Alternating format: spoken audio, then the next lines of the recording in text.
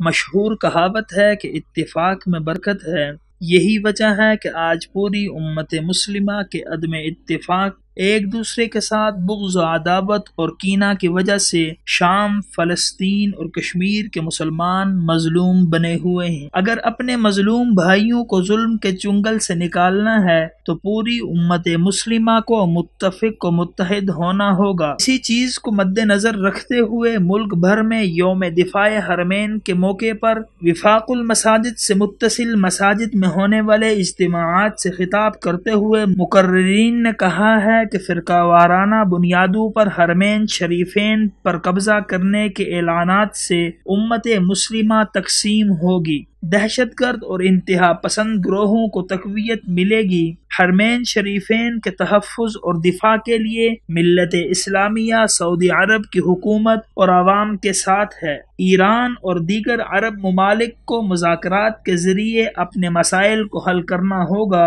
انہوں نے کہا ہے کہ حوثی باغیوں، داعش اور حزب اللہ کی دھمکیوں کے بعد ایرانی رہنما کی طرف سے سعودی عرب کی حکومت کے خلاف حد سے قبل متشددانہ بیان پوری امت مسلمہ کے لیے تشویشناک ہے۔ وفاق المساجد پاکستان کے تحت ملک بھر کی 74,000 سے زائد مساجد میں ایک متفقہ قرارداد کے ذریعے حرمین شریفین کے تحفظ، دفاع اور سلامتی، حجاج کرام اور زائرین کی خدمات کے لیے سعودی عرب کی 86 سالہ خدمات کو خراج تحسین پیش کیا گیا، اور اس بات کا اقرار کیا گیا کہ ہم پوری دنیا پر واضح کرنا چاہتے ہیں کہ کسی بھی گروہ، جماعت یا ملک کو حرمین شریفین کی سلامتی، دفاع اور استحکام سے کھیلنے نہیں دیا جائے گا۔ قرارداد میں سعودی عرب کے ولی عہد امیر محمد بن نائف، وزیر مذہبی امور شیخ صالح اور خلیج تعاون کونسل کے بیانات اور قراردادوں کی مکمل حمایت اور تائید کا اعلان کیا گیا ہے۔